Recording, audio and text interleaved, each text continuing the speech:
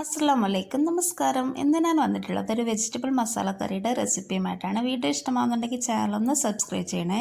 Subscribe ചെയ്യുമ്പോൾ ബെല്ലൈക്കൻ press ചെയ്ത് അതിൽ ഓളം ഓപ്ഷൻസ് കൂടെ ഒന്ന് ക്ലിക്ക് ചെയ്യണം. ഈ ഒരു കറി നമുക്ക് ചപ്പാത്തിയുടെ കൂടെയും പൂരിയുടെ കൂടെയും ദോശയുടെ കൂടെയൊക്കെ കഴിക്കാൻ നല്ലൊരു കോമ്പിനേഷനാണ്. അപ്പോൾ ഈ കറി ഉണ്ടാക്കാൻ വേണ്ടിയിട്ട് ഞാൻ പ്രഷർ കുക്കറിലേക്ക് 3 സ്പൂണോളം വെളിച്ചെണ്ണ ചേർത്തിട്ടുണ്ട്. ഇതിലേക്ക് 3/4 ടേബിൾ സ്പൂണോളം കടുക് കൂടി ചേർത്ത് കൊടുക്കുക. ഇതൊന്ന് പൊട്ടി വരുന്ന സമയത്ത് നമുക്കിതിലേക്ക് ചെറിയ ജീരകം ചേർത്ത് കൊടുക്കാം. ചെറിയ ജീരകമൊക്കെ വളരെ കുറച്ച് മാത്രം ചേർത്താൽ മതി. പിന്നെ ഞാനിപ്പോൾ ഇതിലേക്ക് ഒരു 8-10 വെളുത്തുള്ളി ചതച്ചതും അതുപോലെ തന്നെ ചെറിയ കഷ്ണം ഇഞ്ചി ചതച്ചതും പിന്നെ 2 പച്ചമുളകും കൂടി ചേർത്ത് കൊടുക്കുന്നുണ്ട്. ഒരു വറ്റൽമുളകും ചേർക്കുന്നുണ്ട്. ഇത് ചേർത്തിട്ട് നമുക്ക് ചെറിയ ഫ്ലെയിമിൽ നല്ലോണം ഒന്ന് വഴറ്റി കൊടുക്കണം. ഈ ഒരു മസാലയുടെയൊക്കെ പച്ചമണമൊക്കെ മാറി വരുന്നത് വരെ നന്നായിട്ടൊന്ന് വഴറ്റി കൊടുക്കുക. പിന്നെ ഇതൊന്ന് വഴന്ന് വരുന്ന സമയത്ത് ഞാനതിലേക്ക് ഒരു ചെറിയ സൈസുള്ള സവാള അരിഞ്ഞതും അതുപോലെ തന്നെ 3 ചെറിയുള്ളി അരിഞ്ഞതാണ് ചേർക്കുന്നത്. ഉണ്ടെങ്കിൽ ചേർത്താൽ മതി, നിർബന്ധമൊന്നുമില്ല.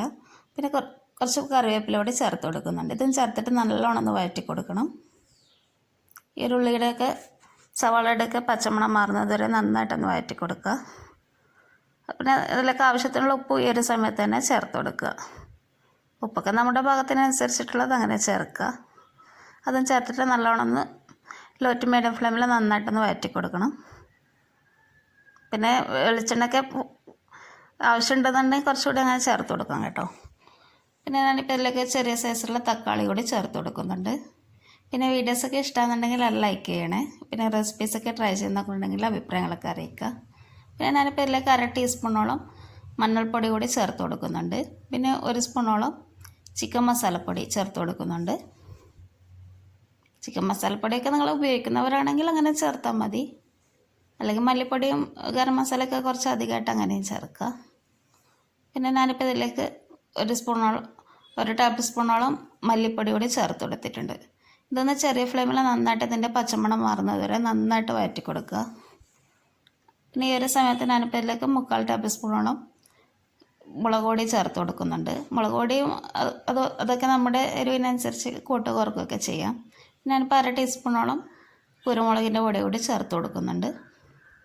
പിന്നെ ഇതിലേക്ക് 1/2 ടേബിൾ സ്പൂണോളം തന്നെ ഗരം മസാലപ്പൊടി കൂടി ചേർത്ത് കൊടുക്കുന്നുണ്ട്. ഗരം മസാലപ്പൊടിയൊക്കെ വളരെ കുറച്ച് മതി. നമ്മൾ ഓൾറെഡി ചിക്കൻ മസാലയിലും ഗരം മസാലയൊക്കെ ഉണ്ടല്ലോ. അപ്പോൾ അതിനനുസരിച്ചിട്ട് അങ്ങനെ നോക്കിയിട്ട് അങ്ങനെ ചേർത്ത് കൊടുക്കുക. ഇതും ചേർത്തിട്ട് നല്ലോണം ഒന്ന് വഴറ്റി കൊടുക്കണം. ഒരു മീഡിയം ഫ്ലെയിമിലൊക്കെ അങ്ങനെ ചെയ്യാം. പിന്നെ ഇതിലേക്ക് ഞാനിപ്പോൾ ചെറിയ സൈസിലുള്ള ഒരു ക്യാരറ്റ്, ചെറിയ സൈസ് ഉരുളക്കിഴങ്ങ്, ചെറിയ സൈസിലുള്ള ബീട്രൂട്ടും മുറിച്ചത് ചേർക്കുന്നുണ്ട്. ഈ ഒരു കറി നമുക്ക് നല്ലൊരു ടേസ്റ്റ് തന്നെയാണ് കേട്ടോ. നമുക്ക് ചപ്പാത്തിയുടെ കൂടെയൊക്കെ കഴിക്കാൻ വേണ്ടിയിട്ട് ഈ ഒരു രീതിയിൽ ട്രൈ ചെയ്യാത്തവരുണ്ടെങ്കിൽ ഒന്ന് ട്രൈ ചെയ്ത് നോക്കിക്കോളൂ. നല്ലോണം ഒന്ന് വഴറ്റി കൊടുക്കുക. പിന്നെ വെജിറ്റബിൾ മസാലക്കറിയൊക്കെ എല്ലാവരും ഉണ്ടാക്കുന്നതാണല്ലോ. അപ്പോൾ പലരും പല രീതികളിലാണ് ചെയ്യുന്നത്. അപ്പോൾ ഇതുപോലെ ചെയ്യാത്തവരുണ്ടെങ്കിൽ ഒന്ന് ചെയ്ത് നോക്കൂ കേട്ടോ. പിന്നെ ഞാനിപ്പോൾ ഇതിൽ 1 ഗ്ലാസ്സോളം വെള്ളം ചേർത്ത് കൊടുക്കുന്നുണ്ട്. വെള്ളം ചേർത്തിട്ട് നമുക്ക് തന്നെ ഒന്ന് ഹൈ ഫ്ലെയിമിൽ തന്നെ ഒന്ന് തിളപ്പിച്ചെടുക്കുക.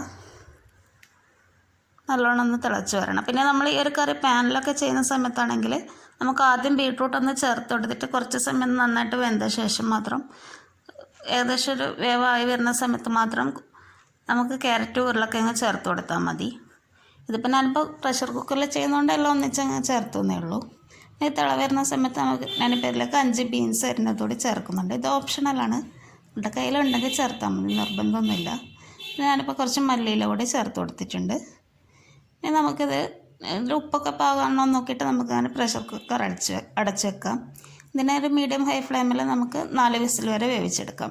ബീട്രൂട്ട് വെന്തിട്ട് കുറച്ചധികം ടൈം എടുക്കുമല്ലോ, അതുകൊണ്ടാണ് അങ്ങനെ ചെയ്യുന്നത്. ഞാനിപ്പോൾ ഇത് ഗ്രേവി കുറഞ്ഞ ടൈപ്പിലാണ് ചെയ്തെടുക്കുന്നത്.